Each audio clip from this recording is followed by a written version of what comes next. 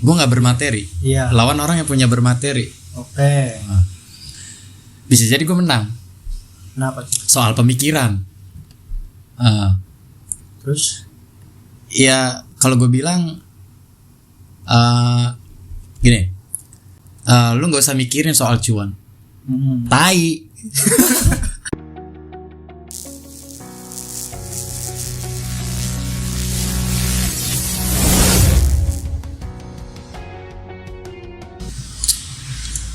Udah.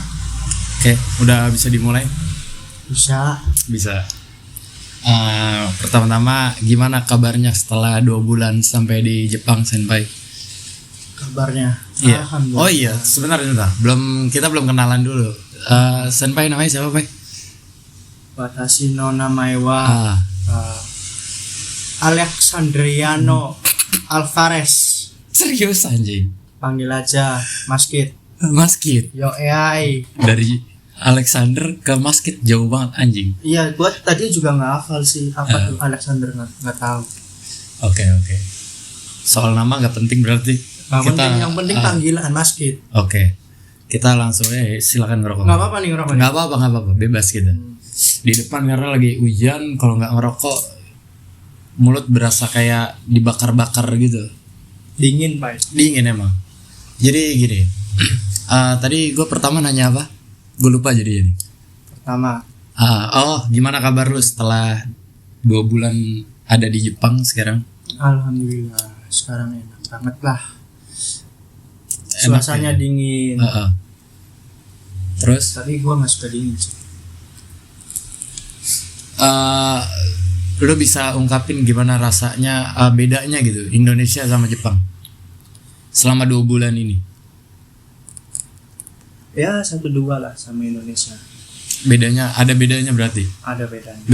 Bedanya itu di mana? Yang pertama, ya umpamanya kalau di sini sangat sepi gitu, tenang, sunyi, gitu. Itu doang. Kalau soal makanan gimana, Pak? Itu makanan tuh. Kalau makanan, kadang gua nyari-nyari kan di kombini. Iya. Gitu. Lama. Kayaknya gue tahu nih kejadiannya. Lama banget. Iya. Nggak tahu kenapa gitu. Umpamanya pengen cari yang enak atau apa gitu. Iya. Tapi kok dapatnya agak aneh gitu. Iya. Apa tuh anehnya? Ya umpamanya apa ya, dagingnya gitu, Pak. Iya. Dagingnya itu ya mengandung minyak babi, Pak. Gitu. Tapi daging babinya aman. Gak pernah makan. Aman. Oke. Jadi sama aja dong. Nggak makan daging babi tapi makan minyak babi. Sama sih. Berarti sekarang lo udah 2 bulan kan nyampe di sini. Udah kerja kan? Udah. Gimana kerjaannya? Alhamdulillah. Kalau ya masih belajar gitu, Pak. Masih belajar. Dikit-dikit. Bahasanya gimana bahasanya? Bahasanya masih sukoshi. Beda ya, beda. Emang begitu gue nyampe sini juga apa ya? Kayak kita kan belajar udah sampai N4 ya. Kotoba juga udah banyak lah di kepala gitu. Cuma lucunya itu kita ya sampai pabrik tuh kotoba yang dipelajarin gak ada yang keluar. Artinya sama. Kotobanya beda. Itu ngeselinnya. Mungkin kalau di kotoba pelajaran itu kayak secara umum gitu. Kalau di perusahaan kan umpamanya tentang perusahaan. Kayak tentang spare part. Iya. Kayak tentang ini apa gitu. Jadi beda. Gitu. Tapi menurut gue ya dari cara ngomongnya pun kayak ibaratnya bahasa sehari-harinya itu beda gitu. Kayak ibaratnya tolong ambilin ini, lu udah pakai ini belum? Yang kita tahu itu kan sukaimas gitu. Ternyata di sini tuh pakai sukete. Kita tuh kayak pertama dengar apa ya dia ngomong apa gitu. Tapi pas kita terjemahin, setelah kita sadar gitu, oh ternyata kita nggak pakai ini gitu. Kita taunya baju harus pakai kimas, pakai topi kaburimas, pakai sepatu pakainya hakimas gitu. Ternyata sampai sini tuh kayak sama itu semua. ya kotobanya sukete gitu, sukemas gitu. Apapun yang lu gunain ya udah sukemas gitu. Kadang capeknya ya belajar, kita di sini belajar kotoba baru lah gitu. Capeknya gitu doang kalau gue sih ya. Tapi sebelumnya lu udah pernah kerja nih di Indonesia? Udah. Apa tuh kerjanya? Kalau pertama tuh gua di Astra. Oh, Astra. Motor ya? Iyalah gitu. Tuh Astra yang di mana tuh, Pak? Ya di daerah Sunter. Oh, Sunter. Jakarta. Iya, Jakarta tahu gue. Kebetulan gua kan rumah gue deket gitu. Apa iya? Dekat karena gua kan di Bekasi gitu. Bekasi tuh sama Jakarta ya 11-12 lah. Tetanggaan gitu. Tetanggaan.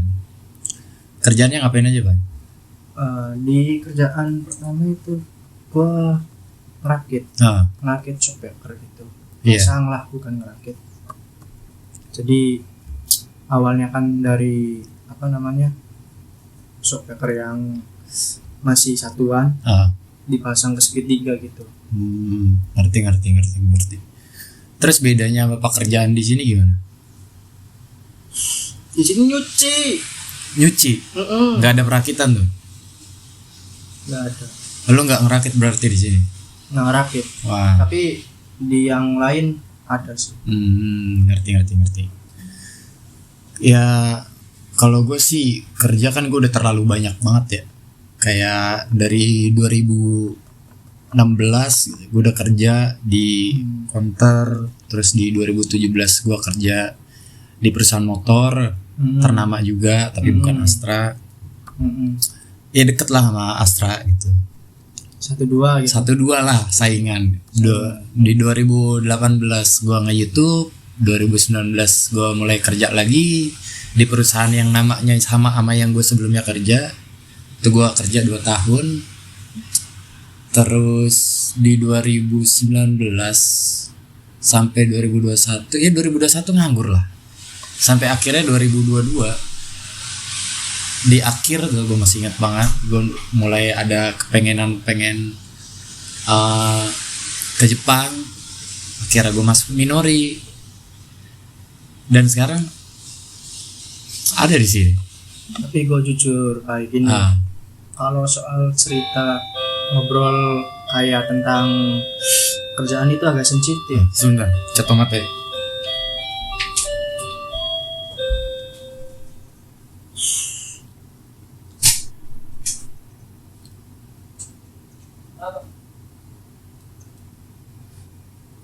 Ini dulu dah.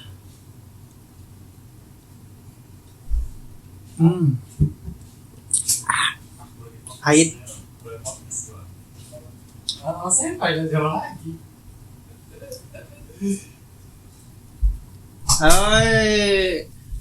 Koci kita.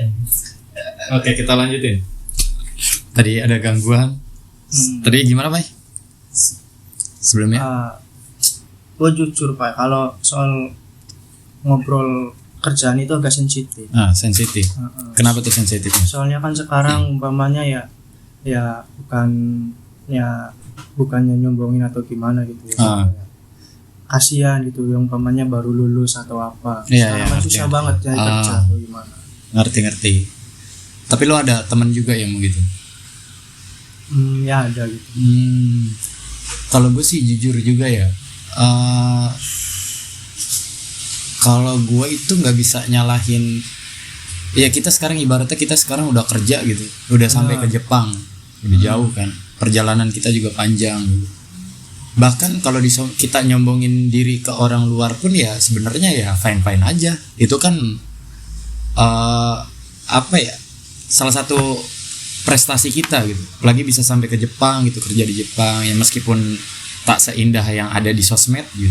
Ya seenggaknya kita udah punya kebanggaan buat diri kita sendiri. Jadi kalau misalkan kita ada orang gitu, kita ngerasa gak enak ya sebenarnya nggak apa-apa juga sih buat gue gitu. Cuma ya kalau gue bilang salah ya kita nggak bisa nyalahin diri kita gitu. Gimana apa tuh? Ya yang harusnya salah tuh ibaratnya gini, gue sekarang nggak kerja ibaratnya gitulah, gue nganggur gitu. Terus kita udah berteman udah dari lama lah gitu. Dan tiba-tiba kita lulus bareng, lu kerja ke Jepang gitu, gue masih nganggur lah gitu. Masa lu harus nyalahin diri lu sendiri? Yang harusnya ngerasa salah tuh harusnya gue gitu. Kok bisa teman gue sampai Jepang, teman gue kerja di perusahaan ini, perusahaan itu, perusahaan besar di Indonesia, bahkan ya ibaratnya ya katakanlah buat kerja di situ itu nggak gampang gitu. Ya harusnya gue nyalahin diri gue sendiri. Jadi ibaratnya harusnya bisa lu tuh bisa lebih semangat lagi gitu. Kalau gue iri harusnya gue bisa buktiin dia nyampe Jepang, kalau bisa gue nyampe Korea, Rusia, gue perang sama Ukraina gitu. Yang lebih tinggi lagi. Lo negara mana? Lu mana? Perang ke situ. Ya ibaratnya gini, lu kerja di mana? Jepang. Gue di Rusia, perang sama Ukraina gitu. Gitu. Jadi apa ya? Semangatnya tinggi, harus lebih ditingkatin lagi. Jadi benar juga sih. Perjalanan kita buat sampai sini aja kan nggak gampang gitu. Kalau mereka nganggapnya ibaratnya enak ya dia sekarang kerja di Jepang gitu, gini. Ya mereka nggak ngelihat mundurnya. Kalau mereka ngelihat perjalanan kita gitu, apalagi kita belajar kurang lebih sampai 5 bulan 6 bulan lah. Otak meleduk gak tuh? Otak meleduk banget gitu. Apalagi pendidikan selama tinggal di asrama itu kita nggak gampang gitu. Banyak peraturan yang ibaratnya kita tuh harus ngikutin gitu. Bukan karena kita bukan karena kita terpaksa juga ya, karena kita nantinya gitu bakal hidup di negara orang kayak sekarang gitu. Dan kita harus membiasakan diri gitu. Ya ikutin aturannya, keras gini. Mereka nggak tahu gitu apa yang kita udah laluin. Kita kan nggak pernah nge-share juga. Ya nggak mungkin kan kita ibaratnya lagi selama kita tinggal di asrama di LPK kita nge-share gitu. Aduh, hidup di sini berat gitu. Yang ada apa? Kita kan malu juga gitu. Ternyata pengen ke Jepang susah ya gitu. Yang mereka lihat ya ini. Yang mereka lihat tuh cuma story-storynya doang. Sisi gelap kita tuh selama kita ibaratnya hidup kita ada di Jepang tuh kayak gimana. Sebelum kita ke Jepang tuh kayak gimana. Jadi ya buat gua kalau misalkan ibaratnya tadi lu bilang gua ngerasa gak enak gitu sama yang belum kerja sekarang. Ya harusnya mereka berpikir lebih tinggi lagi gitu. Nyari kerja tuh susah. Gimana caranya mereka bisa dapat kerjaan? Kalau buat gue sih gitu. Jangan karena ya jujur kalau gue orangnya dendam sama diri sendiri ya. Contohnya gini. Gue ngelihat teman gue kerja, apalagi kerja di perusahaan besar. Jujur gue iri. Pasti iri, anjir enak ya dia kerja di sini. Cuma gue juga tahu gitu, pasti prosesnya berat. Pasti dia ngadepin ini dulu. Ya itu kalau misalkan murni, kalau pakai orang dalam beda lah caranya itu. Pasti beda, tinggal masuk doang. Ya yang namanya tes formalitas, gue udah sering ketemu orang-orang begitu. Jadi, ya gue nggak mandang gimana caranya dia masuk lah. Intinya dia tuh bisa masuk perusahaan besar ya buat gue, ya gue iri. Ya irinya gue ketika gue iri sama orang, gue harus bisa ngebuktiin diri gue tuh bisa lebih baik dari dia gitu. Kalau jadi belum rezekinya gimana tuh? Nah itu balik lagi. Rezeki udah ada yang ngatur, benar. tapi yang namanya rezeki itu kalau nggak diambil kan nggak bakal datang ke kita gitu ya. Kalau itu tergantung kepercayaan juga sih ya. Tapi kalau gue yang namanya rezeki itu udah ada yang ngatur. Tapi kalau kitanya nggak gerak, kitanya nggak ngambil, kitanya nggak berusaha, rezeki nggak punya kaki. Lu pernah ngeliat rezeki kayak gimana? Maksudnya dalam arti itu visual rezekinya tuh jalan kaki ke kita gitu. Dia punya badan, dia punya ini, terus ngomong, gue rezeki ini datang dari Allah, ambil gue gitu. Kan nggak gitu. Contohnya kayak main futsal. Kita hanya minta bola sama temen. Itu. Kalau nggak kita gerak, nggak kita ngomong, nggak dapat. Iya, nggak mungkin kita lagi diam. Kita lagi diam main bola. Apa sih? Menonton. Nah, nonton itu nonton bukan main anjir. Enggak main dia gini. Kiper kalau lagi penalti atau free kick gitu. Pasti kan punya aba-aba sendiri itu kayak Belok. kiri, Tutup kanan. Mereka tetap usaha gitu. Kiper aja tetap usaha karena biar apa? Dia menutup rezeki orang lain. Enggak. Dia tuh maksudnya ya dia juga usaha. Biar ya kalau dia menang kan itu rezekinya dia. Dalam arti gitu. Kalau kayak main bola ya begitu. Jadi gimana caranya ya kita harus bisa ngambil gitu. Jangan diem aja. Ya kalau gue sih gitu. Terus selama kehidupan di sini juga buat gue juga nggak terlalu enteng-enteng banget gitu. Kayak apa ya, pertama ya lu tau lah gitu, pertama kita nyampe di sini tuh gimana, kita ngomong sama orang Jepang tuh masih kayak anjir dia ngomong apa ya, anjir cepet banget gitu Bahasa ngomongnya, kita tuh cuma hai wakarimashita, cuma gitu doang gitu. Gitu. Ya Bahasa ijat. Bahasa ijat. Kita tuh cuma begitu doang. Jadi ya perjalanan ke sini tuh nggak gampang lah. Tapi ada tapinya. Yang namanya, kalau ini buat pandangan gue juga sih, ibaratnya yang namanya usaha tuh nggak akan mengkhianati hasil. Benar. Selama ya balik lagi, kalau kitanya semangat, kalau kitanya punya usaha dan kitanya rajin gitu, ya semua itu nggak bakal ngebohongin sih, pasti ada hasilnya. Emang awal-awal tuh kita begini masih bingung dia ngomong apa dia ini, tapi sekarang kan ibaratnya ini udah 2 bulan lah. Buat gue 2 bulan ini tuh udah banyak pelajaran yang udah gue ambil gitu. Kayak udah mulai ngerti orang Jepang ngomong apa sekarang. Berani ngobrol. Udah berani ngobrol, diajakin. Oh ya orang Jepang nggak apa ya? Ya kadang kan ada juga kan kayak di sosial media yang nge-share video tuh kayak diomelin begini, dikatain sampai ada yang ya bahkan ada yang main tangan mungkin. Gua nggak tahu juga. Tapi buat gua itu kembali ke diri masing-masing. Sekarang gini, kayak kita pernah dikasih tahu kan, yang masalah macan. Macan nggak akan nyerang kalau nggak dikasih umpan. Bahkan kita bisa nyebut diri kita itu macan. Kita kalau nggak ada yang musik, kita pasti nggak bakal nyerang. Apalagi kalau orang lagi kerja. Kerja kan sama kayak macan. Kita capek, kepala pusing, banyak pikiran, mungkin ada cicilan yang belum terpenuhi gitu. Ya terus kalau misalkan gue lagi ngobrol sama lu, gue pengen nyuruh lu doang gitu. Misalkan contoh lagi, Mas Kit, tolong ambilin napuda gue di situ. Padahal gampang banget gue nyuruhnya. Terus lu nggak ngerti. Berkali-kali lu cuma diem bengong. Ya jelas gue tuh pasti bakal marah gitu. Malah ngambilnya gelas. Ngambil gelas apa lagi? Gue gak aus anjir. Gue butuh napuda gitu. Gue gak aus gitu. Dia pasti kan marah gitu. Ya gak mungkin. Ibaratnya yang namanya ada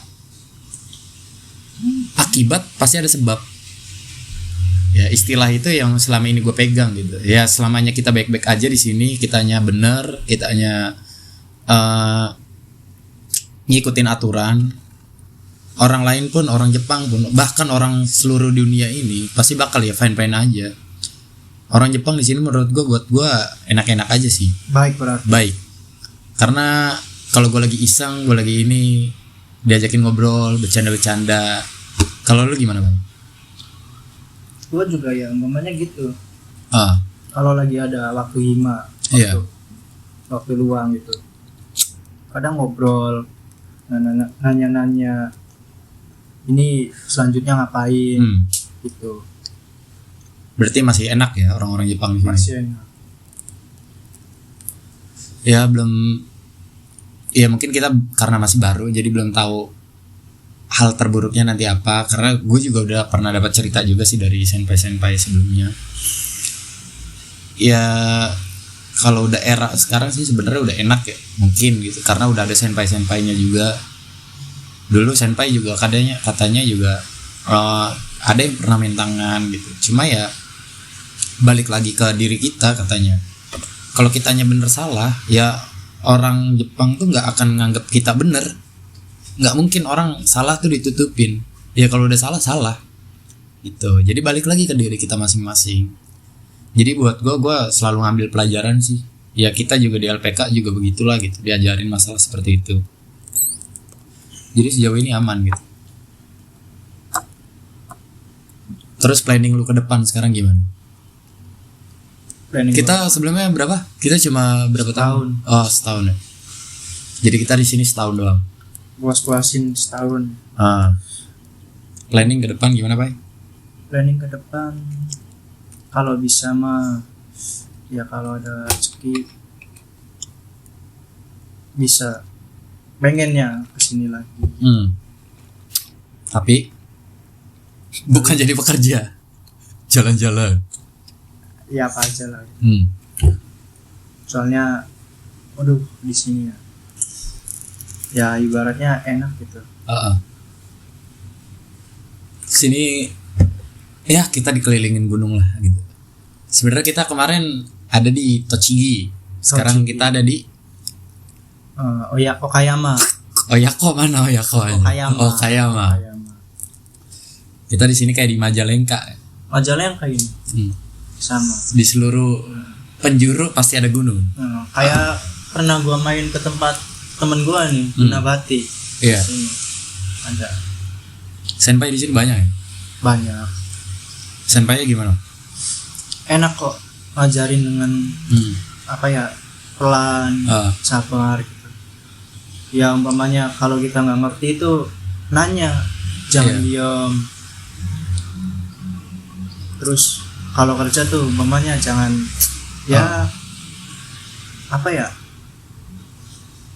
ibaratnya jangan surgul lah. Surgul umpamanya jangan terburu-buru. Soalnya di sini yang pentingin kualitas banget sih. Iya. Tapi selama 2 bulan ini pernah nggak lu kayak ngalamin atau kangen gitu sama keluarga, kayak aduh kayaknya enak di rumah deh, kayaknya pengen pulang, terus atau mungkin kok di Jepang begini ya, kok orang-orangnya nggak asik gitu ya, pokoknya apa yang lu hal buruk yang pernah lu rasain selama 2 bulan ini? Ya paling dikit-dikit doang sih. Kalau soal kangen mah umpamanya ini juga mau udah lebaran. Ya umpamanya kangen lah suasana kayak lebaran, bareng kumpul sama keluarga gitu. Terus paling hal buruk di sini kayak ya soal kalau kita kalau nggak ngerti, kayak ngerasa kayak kita nih kok dia ngomong nggak ngerti gini. Kayak orang ambigu gitu. Ya ngerti gua.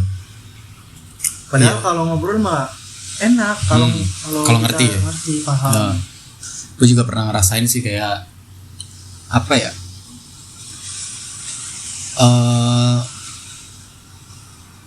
di sini kan banyak ada kayak ya kalau kita lagi kerja pasti ada lampu-lampu begitu kan, lampu merah. Kadang tuh ada kotoba yang nggak gue ngerti. Jadi gue ngerasa tuh kayak ada satu kata dia nyebut nama gue.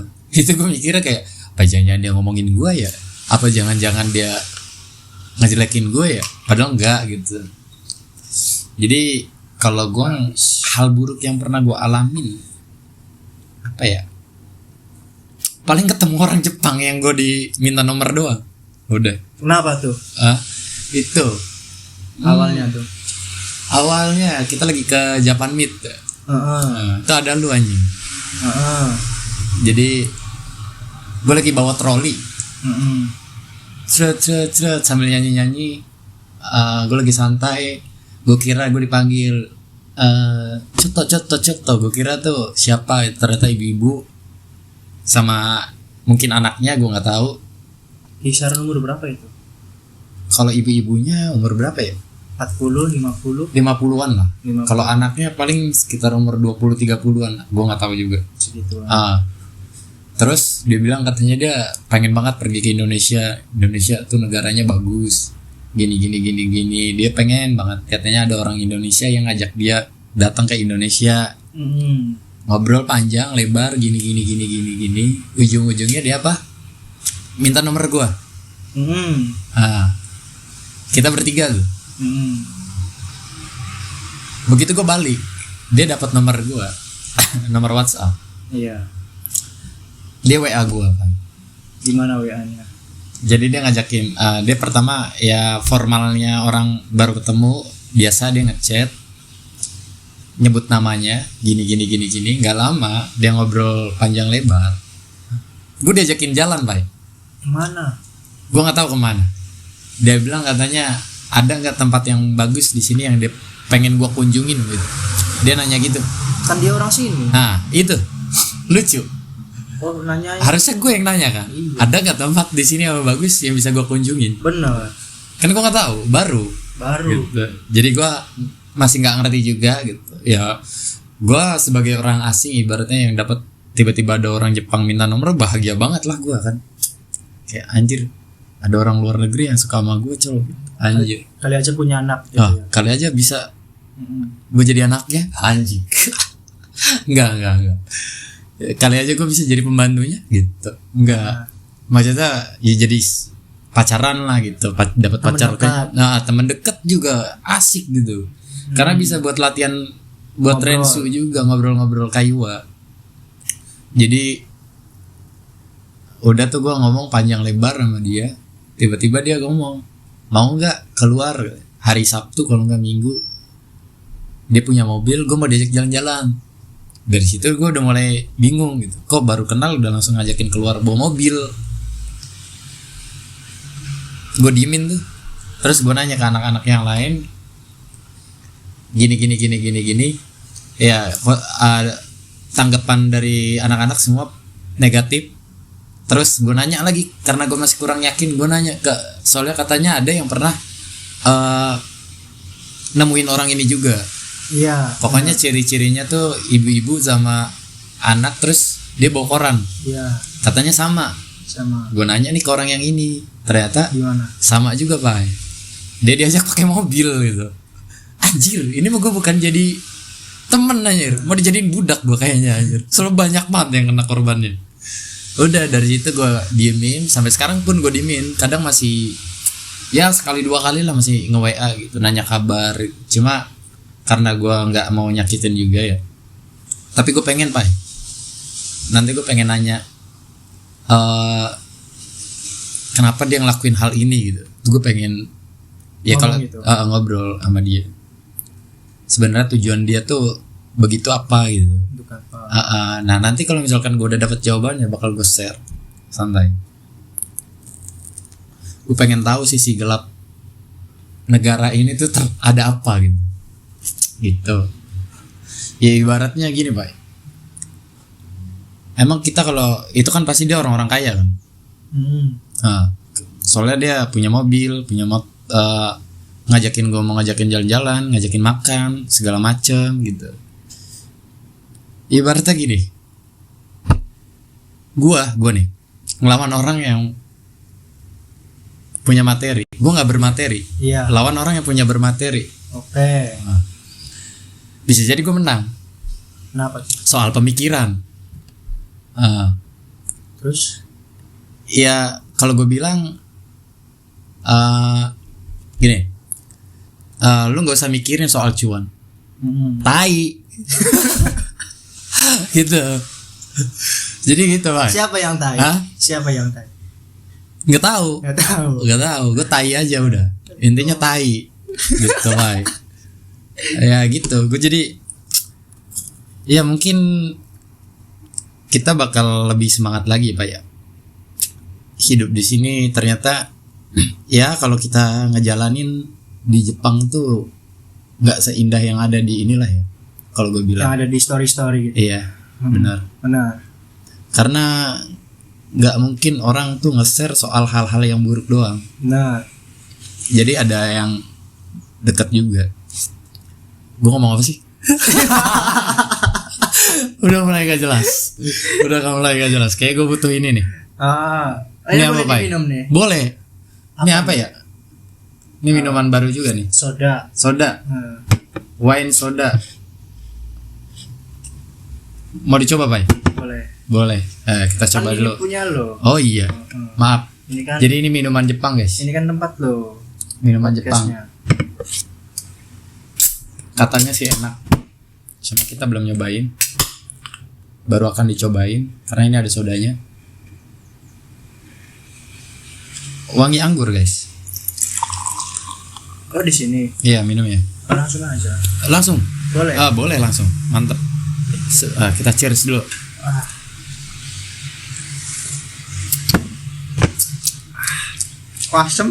Asam, Pai. Kayak tape. Ternyata gak enak, anjir. Enak dari mana, anjir? Tapi seru sih. Baunya kayak, bentar, Kayak tape. enggak kayak pisang, Jol. Serius kayak pisang wangi. Tapi sejauh ini enak.